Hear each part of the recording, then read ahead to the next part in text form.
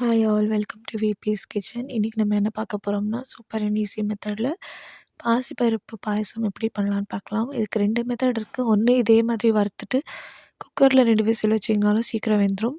இல்லாட்டி இது மாதிரி நல்லா செவக்க வறுத்துட்டு தண்ணியை விட்டு அப்படியே வேக வச்சாலும் வெந்துடும். ஏன்னா பாசிப்பருப்பு சீக்கிரம் வேகிற பருப்பு.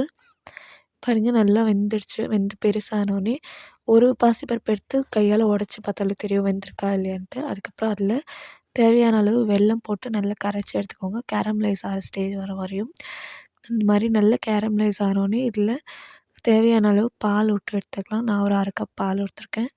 ஒரு கலரு கலந்தா நல்லா கொதி வந்துடும். அந்த பாலோட பச்சை வாசனை இதிலே போயிடும்.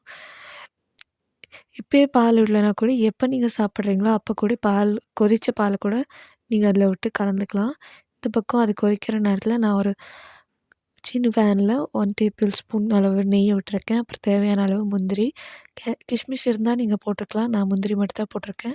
பால் நல்லா கொதிச்சோன்னா அதில் போட்டு மிக்ஸ் பண்ணுங்கள். ஈஸியான மெத்தடில் ரெடி.